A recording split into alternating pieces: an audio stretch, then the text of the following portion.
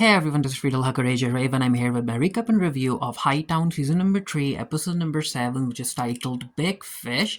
Now, this is the season finale as well as the series finale, and with everything that's been happening in the past episodes, I was looking forward to seeing how the creative team was going to bring everything together and how they were going to close certain storylines.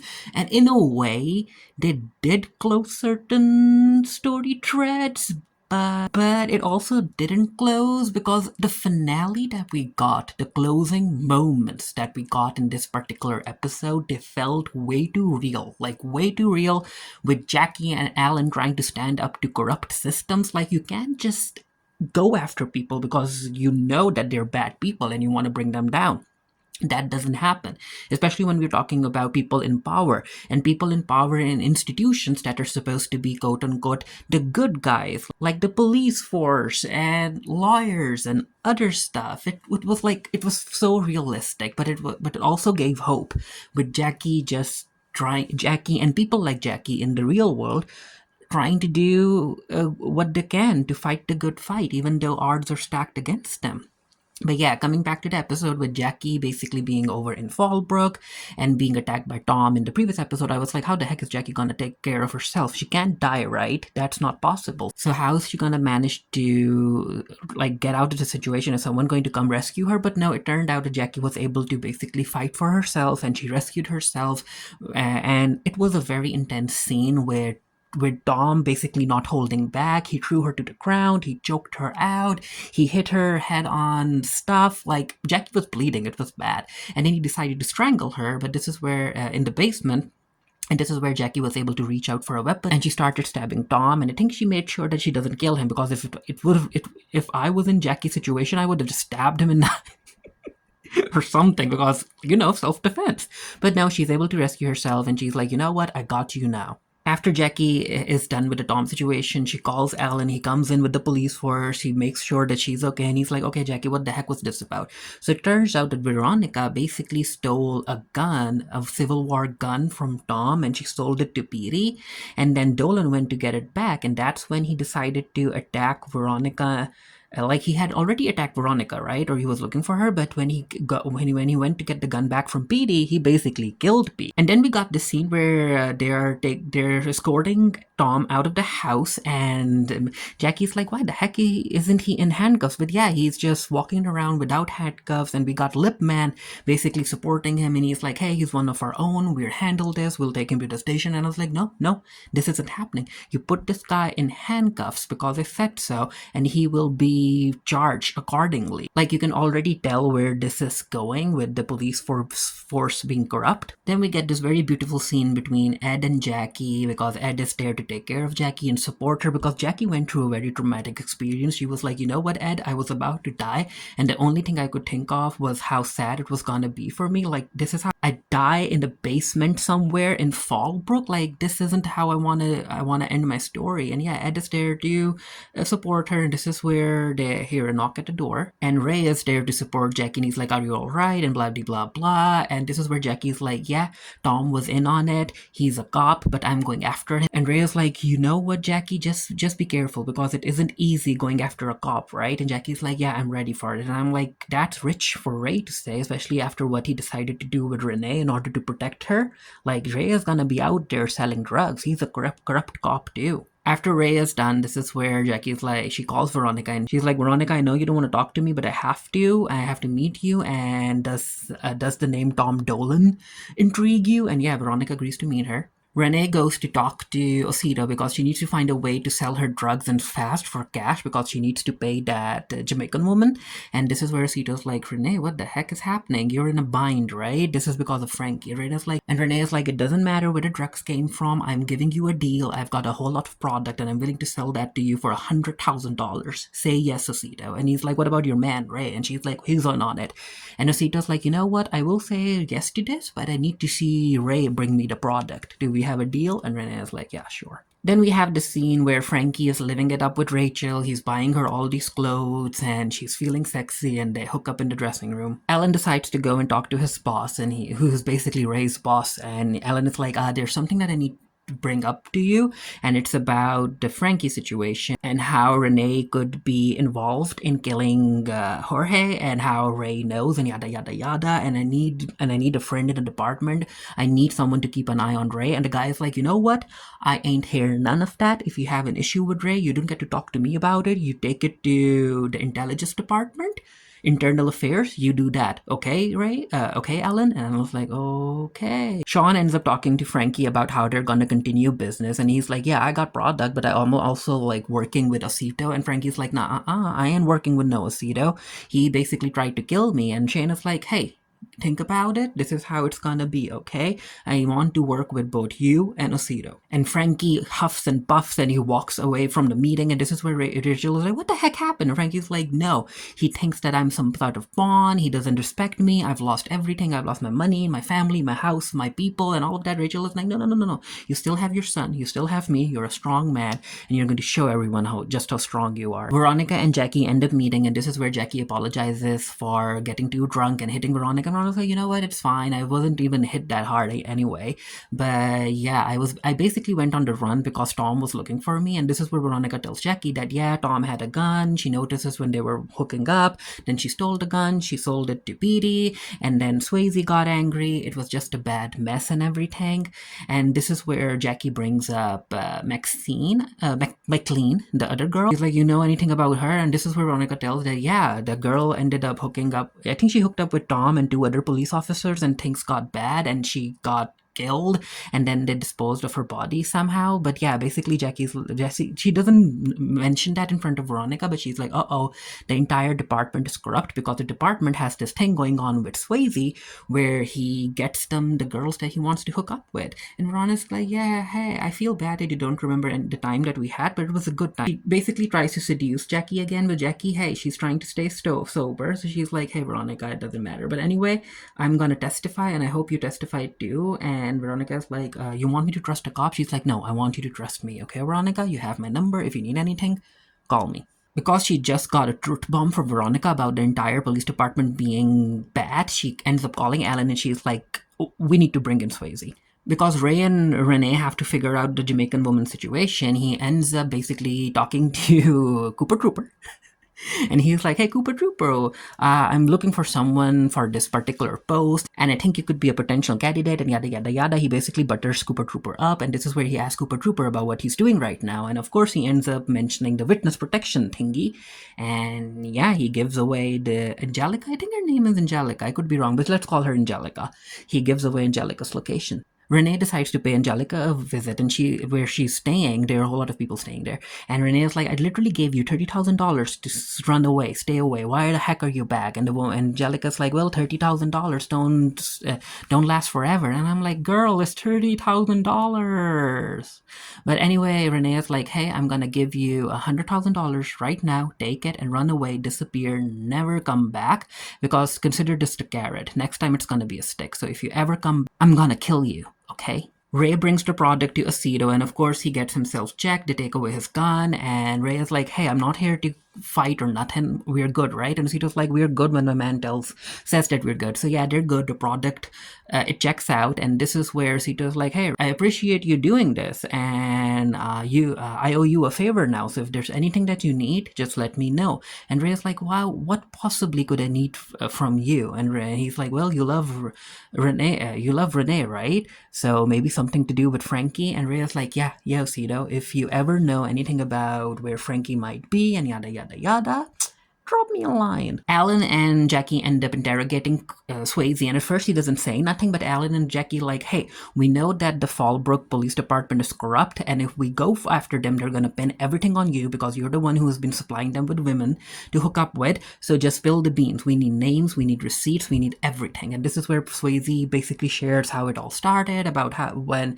the police ended up raiding his place and they found something, but then he was a woman that one of the cops wanted to be with, and he offered the woman, and that's how it trickled down. And as far as the McLean situation is concerned, he's like, hey, I had nothing to do with it. I take care of my girls. It was a policeman who ended up killing her, and yada yada yada. Charmaine's boss wants to basically make her check out Shane because she wants to make sure that he's legit and everything. So Charmaine decides to pay a visit to the god, which good for her, I guess. She's a wanted criminal, but okay.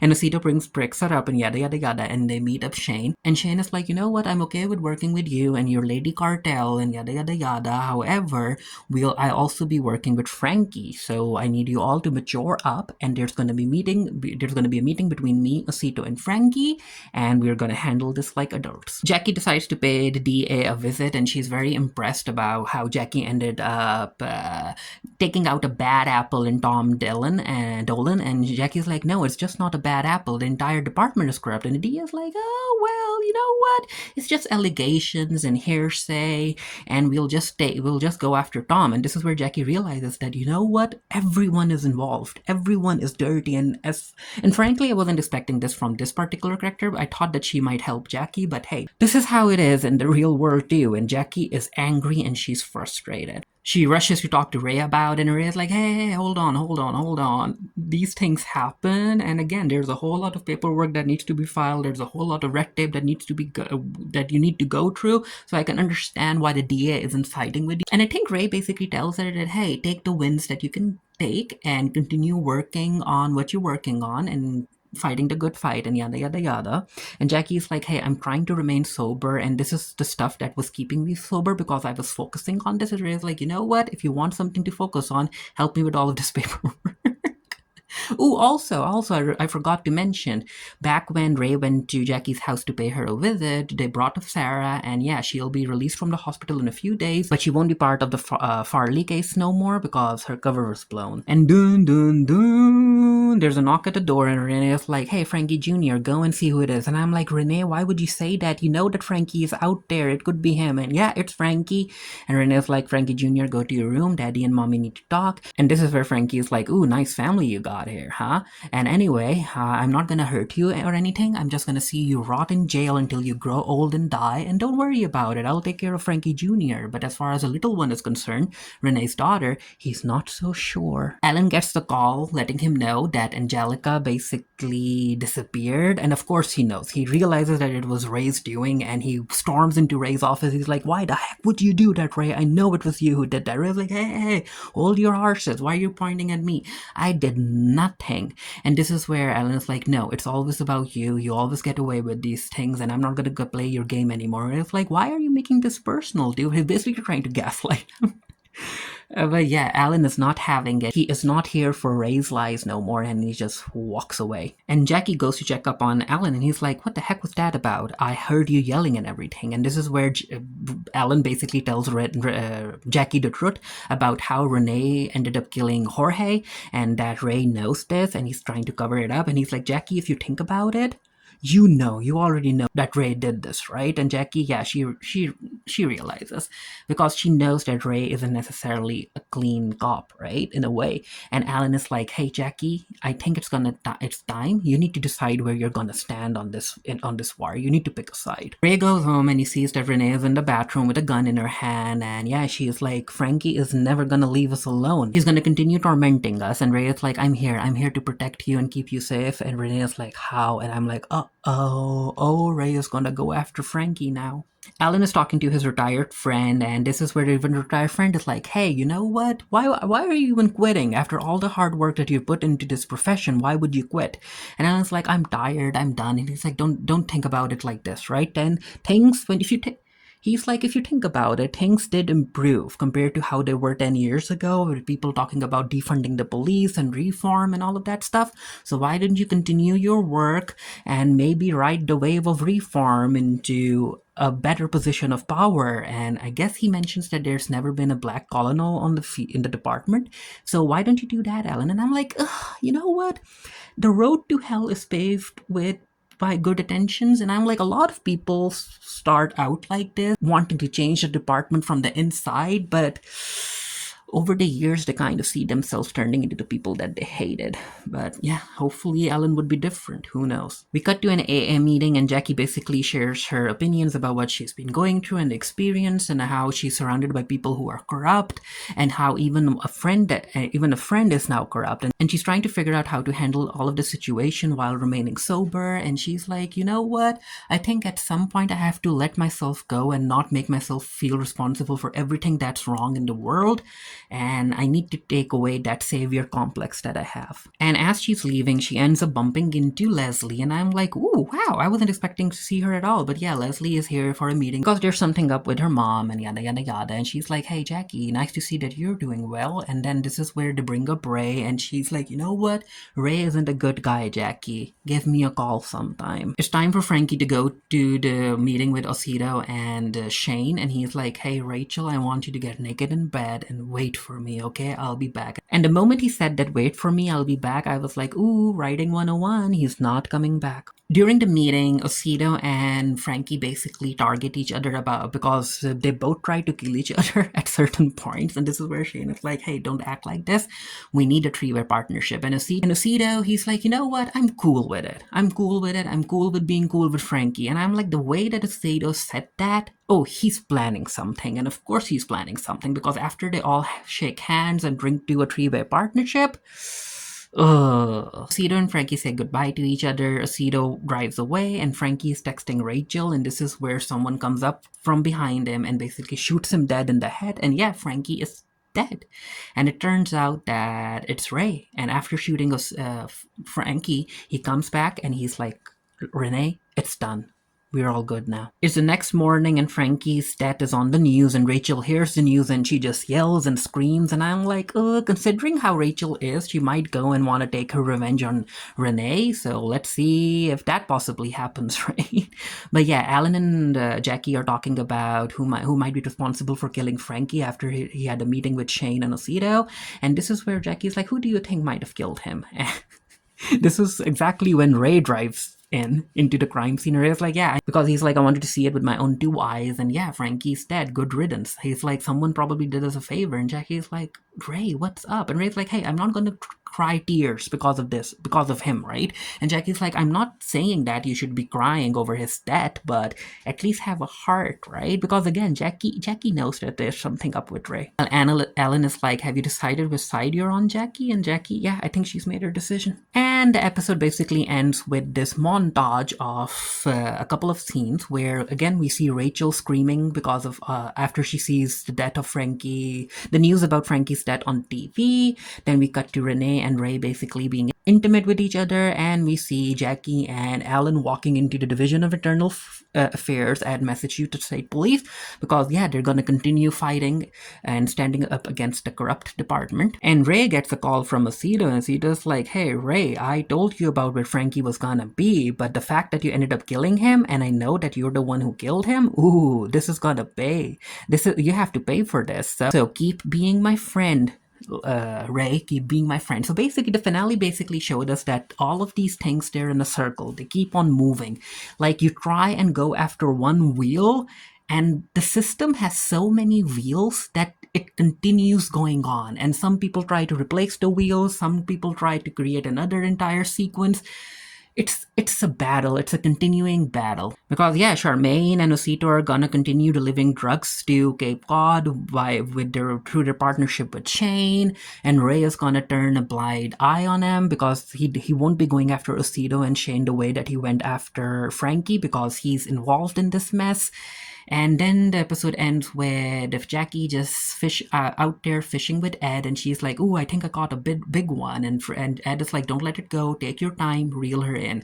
Which basically, I guess, talks to Jackie showing patience and perseverance when it comes to going after a big fish, and the big fish being here the corrupt institution that she's literally a part of. But yeah, as I said, the finale felt very, very real to me. It felt real. They could have tried to give us a better happy ending with everyone behind bars, but that's not how it happens in the real world. I might share my thoughts in a written review. I'm not sure, but as far as you're concerned, let me know what you thought of the finale, what you thought of season number 3 overall. And hey, I am sad that the show has ended. I really enjoyed it, especially because it was well written. It gave us a queer lead. It was just so good. The acting across the board, the twists and turns, and a whole lot of stuff. So good. From what I know, Rebecca Cutter is working on another show, a new one, so I'll be keeping an eye on it. It has to do with wives and murder, I guess. But yeah, let me know what you thought of the finale, and until next time, stay happy, stay safe, stay blessed. See you guys later. Bye.